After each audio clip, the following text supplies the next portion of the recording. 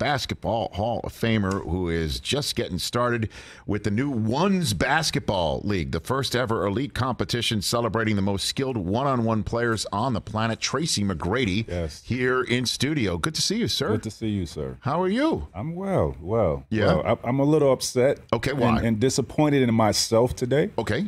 I'll bite on that. Why is that, Tracy? Well, going back to last season, I saw Golden State's team. Okay. And I said, if Steph and Clay are healthy, these guys are going to win the championship, just with the pieces that they added. So beginning of that season, this goes back to last year. Beginning of the season, I'm like, okay, they'll win a championship because Clay is coming back, right? Andrew Wiggins, I think, is going to be better this year and fitting into this system. We get to the playoffs. I see Boston's team, how they're going through KD and Kyrie, how they go through Giannis, the defending champions, and Miami. So I'm like, okay, I think Boston's going to win a championship based off of what I saw from them in the playoffs. And I was wrong. And I had Boston winning 6. Golden State. I should have stuck with my pick. You just didn't listen to your gut. I didn't listen to my gut. So listen to somebody who has a gut and listens to it all the time. And I can't believe I'm about to tell Tracy Mcgrady he should shoot his shot when he feels it. Chris, do you want to tell Tracy who did see this coming on October 20th? Who would that person be? Tell Tracy. Is it the guy I'm talking to right now? Rich Eisen. Yeah. This guy. 2 thumbs pointing right at him right now. That's me. I had it, Rich, from before the season started, but Boston, they wooed me in, man. I just saw the same thing you did, which is Clay's going to come back. Steph, I saw the way he finished last season, too. And I saw what he said at the end of the season, too, like nobody should forget about us and sleep on us next year. And I just felt that Kerr, I didn't see obviously Wiggins starting an All-Star game and I didn't see that. Like that. I didn't see that. I'm a Michigan guy too, but I love Jordan Poole. Oh yeah. And I started seeing him play, but before the beginning of the season, I just thought so I didn't see the Suns making it again, and I didn't believe in the Lakers. And so I went with my gut, and I'm like, who's going to be back in the mix? And I said the Warriors. Listen, they're going to be scary for another few years. Don't you think? They're going to be scary. I mean, because you take a look at their roster, and you just saw what we just saw. Listen. I mean, and listen. We're back here on our terrestrial radio network on the Rich Eisen Show. Tracy Mcgrady of the Basketball Hall of Fame that we've all heard of in Springfield, Mass., and the Ones Basketball League, which we're going to talk about, the founder of that, right here in studio. So you were just about to say you think the Warriors are going to go absolutely nowhere. If you look how their team is constructed right now, I think Steph, Clay, even Draymond, I think those guys can come back next season and only average like 30, 32 minutes a night, so they can be fresh in the playoffs. Correct. Reason being, you got Kuminga, you got Poole, you got Wiggins, you got the young kid Wiseman. Yeah, he's coming back. Coming back. You got Moody. You have 5 young guys. Don't forget the mitten also, Gary Payton II. He plays. So you have 5 or 6, and I don't know if he's going to be back next year. Sure. I don't know. But if you keep those 5 guys, they bring those young boys back that can play 38, 40 minutes a night. Steph, Clay, and Draymond can just chill 32 minutes a night and then turn it on in the playoffs, because the way they groom these guys, the player development, they're going to be really scary. So I'll ask you the question of the day, which is Steph Curry's legacy, where he stands on the all-time list, greatness, and things of that nature. Definitely one. I mean, there's no question he's one of the greatest players. If we're talking top 10, I don't have enough information to take someone out to add Steph in. Yes. If he's not top 10, he's knocking on the door. I would say that. What about for point guards? Although the man who hosts the show before us, Dan Patrick, calls him a points guard, which I found interesting. Not really a point guard. No, he's not a Chris Paul. He's not a Magic Johnson. Like, Draymond to me is more of the facilitator for that team. Yes. Steph is a different type of player, different type of point guard than those guys. I have him second all time behind Magic. And when we talk about all time, the reason why I don't have him over Magic, look at Magic's career. Magic the first 9 years, nine out of his 12 years, he was in the finals, right? But he has 3 regular season MVPs. He has 5 championships. He has 5 MVP final MVPs. He has the all-time assists, 11 all-time assists per game. Steph is right behind Magic. I can't put anybody else ahead of Steph but Magic. Except so if you just want to cut it off at a height, obviously, you've got Magic at that height and above, and Point below guard. it's Steph. So what advice, Tracy McGrady, would you give Jayson Tatum today? I would tell him to watch that series over and over and over all summer long and learn from it. So watch it over. Dwell in it is what you're saying. Dwell in it and learn from it. I mean, that's the only thing you could do. Like, don't run away from it, right? Because it's only you can learn from the film what you did good in that series, and it was a lot of bad. Learn from those bad and turn those into good. And I think he has the ability to do that. Why do you think he had the turnover issues? Where does young. that come from? That's it. It's just as simple as that. He's young. He's going up against a team that has all the experience. These guys have no finals experience. He's going up against a team that is really, really experienced, and he's inexperienced. He's 24 years old. He has a chance to be back next year. So it's just as simple as, did you ever dwell in something like that? Did you ever do what you're advising him to do, which is just listen? I've never played on a championship team, and for me it was all right. How can I advance in the second round of losing every single year? Putting up great numbers. How can I be different coming back in the playoffs next year? And I used to watch series in the offseason of how I could get better. I mean, that's what you do as a basketball player. You don't run away from, a series that you lost. Don't watch it and learn from those mistakes, because it's a learning tool. It helps you for the foreseeable future. Tracy McGrady here on the Rich Eisen Show. So which young player do you look at in the NBA and say that's the next? Luka. Luka. Yeah, Luka is pretty damn good. He is. Understatement. Yeah. Luka. I love watching Luka because Luka is not the fastest. He's not the quickest. He can't jump over a dollar. But skill-wise, like, his skill level is off the charts. He knows how to control the pace of the game. He knows how to create space and get his shot off on anybody, whether it's somebody that's bigger, stronger, quicker than him. He just knows how to play the game and control the pace. What on the back end of careers then? What advice would you give Harden right now? James Harden, Tracy McGrady. To make basketball number one priority, make winning number one priority, make the 76ers number one priority, right? You're playing with the MVP caliber guy in Joel Embiid, who is, I think, has changed his mind frame on how he's approaching the game now and how he sees the game. And he wants to win. And I think if James can be, that solid 20 and 10 type guy that contributes every night for the Sixers, I think they would be right there in the conversation as one of the best teams in the Eastern Conference contending for a championship. I don't know if it's fair or not, but I've said, and I'll bounce it off you, I think Harden should call Tom Brady. I think he should call Tom and just say, how do you keep at it for as long as you've kept at it? How do I do the Tom Brady TB12 system and just lock in? That's what I'm saying, and get in complete. Like, if he showed up like rocked out this fall. You got to understand, Tom Brady has won championships. That's what's keeping Tom Brady going, right? James Harden hasn't won a championship yet. But Brady's keeping going, and not only because of the fire within, but he's kept.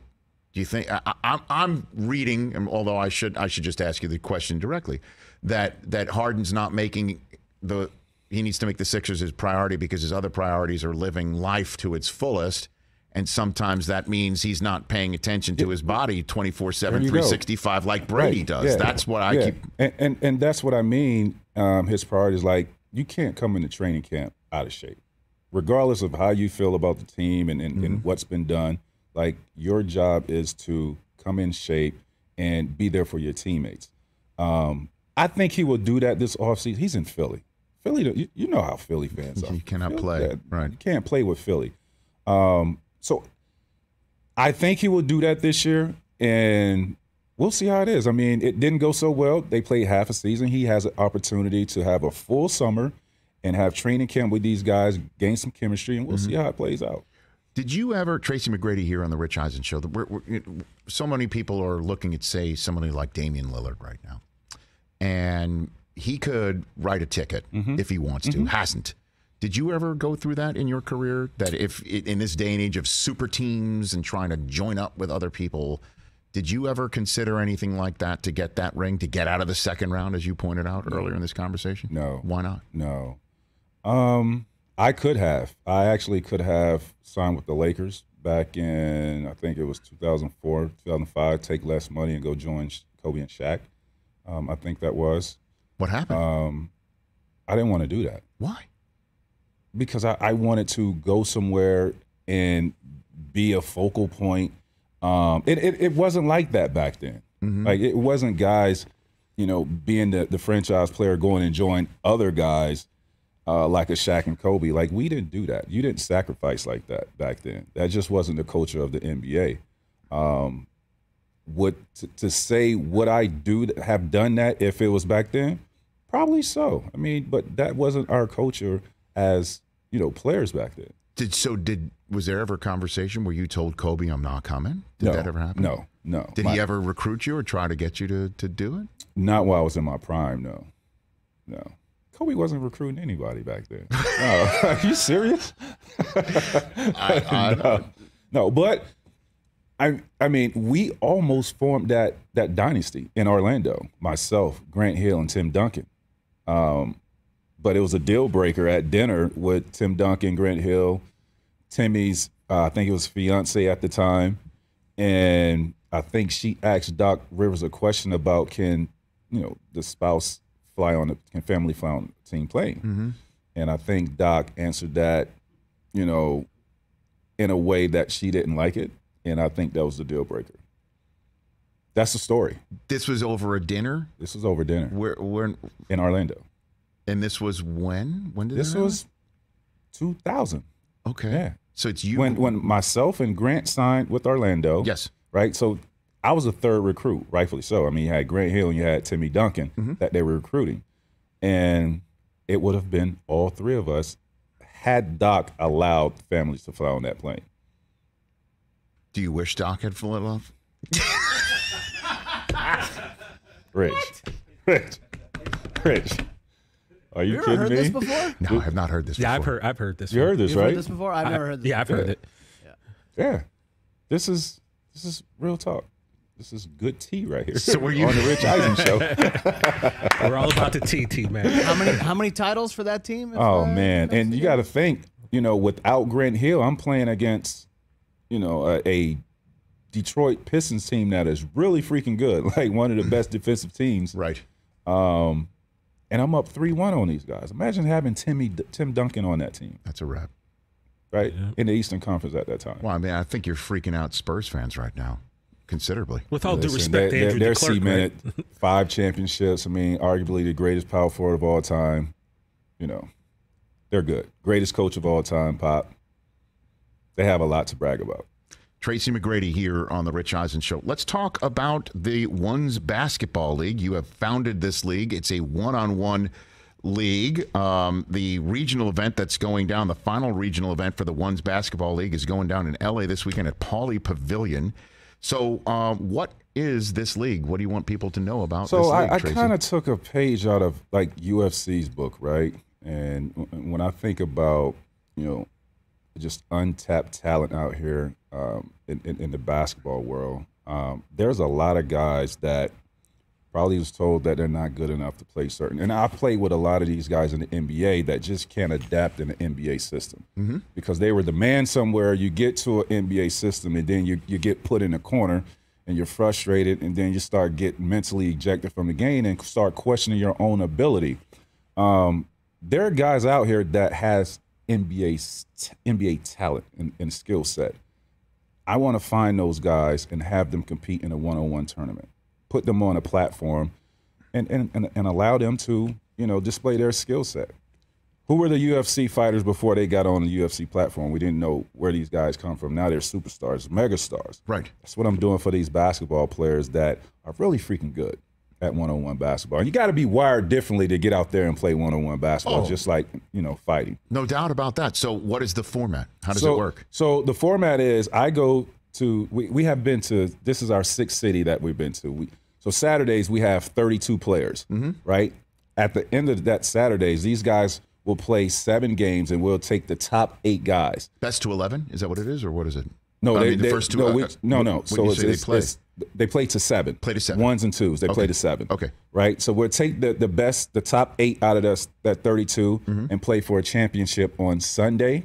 And Sundays go to 9. We have referees. We have rules. There's a 12-second shot clock.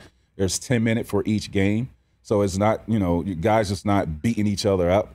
You have 12 seconds, whether you make or miss, change of possession. I don't want guys just playing pickup ball. You miss, get the ball, throwing up shots. We got to control this. You have to have some standards. You got to have some standards. You got to control it.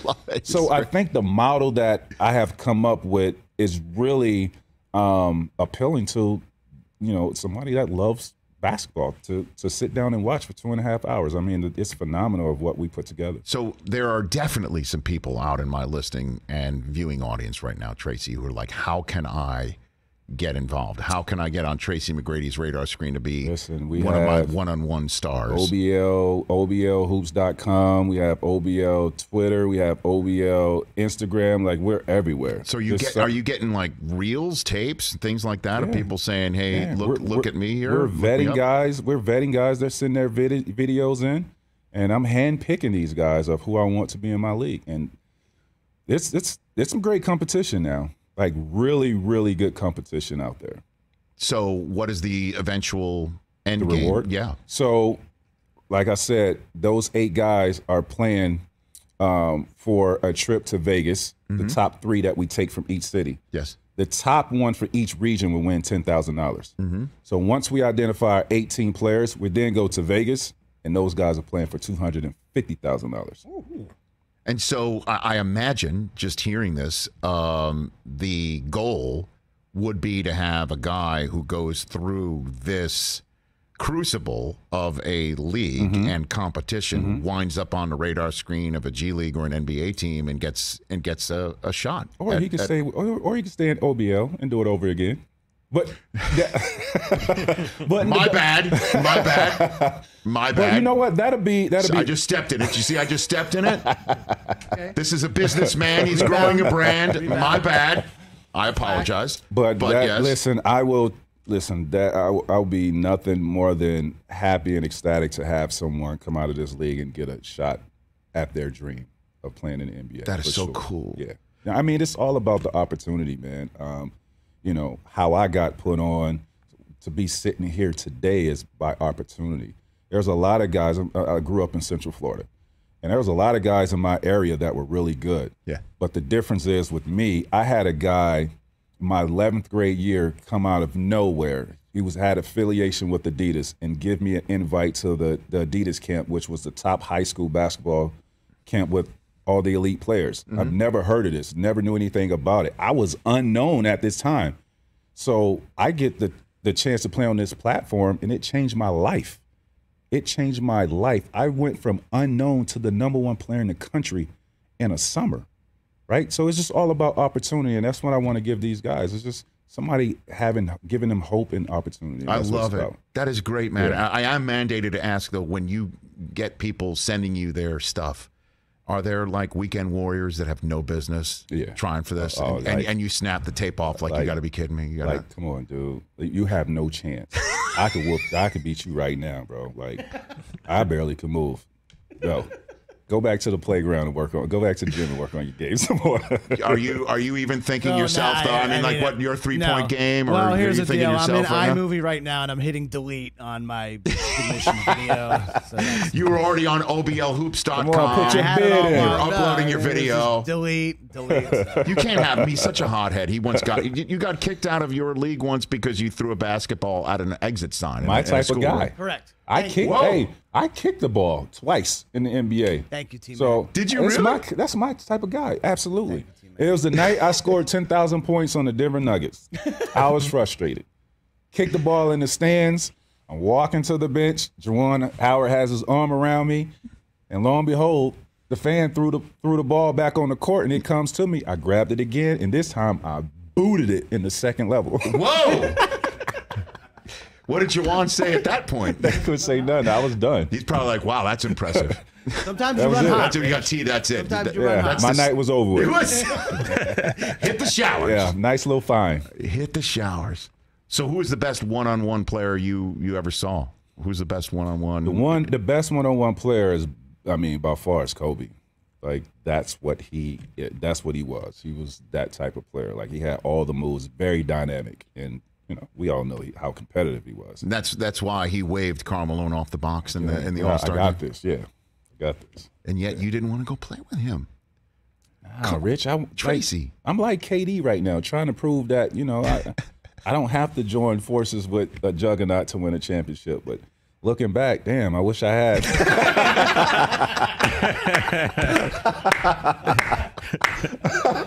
Well, Those first round struggles was bad, man. It all worked out, Tracy. It all worked out. Everybody check out the Ones Basketball League, oblhoops.com. The tour is taking place in 6 cities across the country. Los Angeles is the final regional event this very weekend at the UCLA Pauley Pavilion. And people can then go to the website and watch the competition as well? We have it streamed on our Instagram. On your Instagram? Yeah. Okay. Fantastic. At TMac_213 on Twitter and at TMac213 on IG.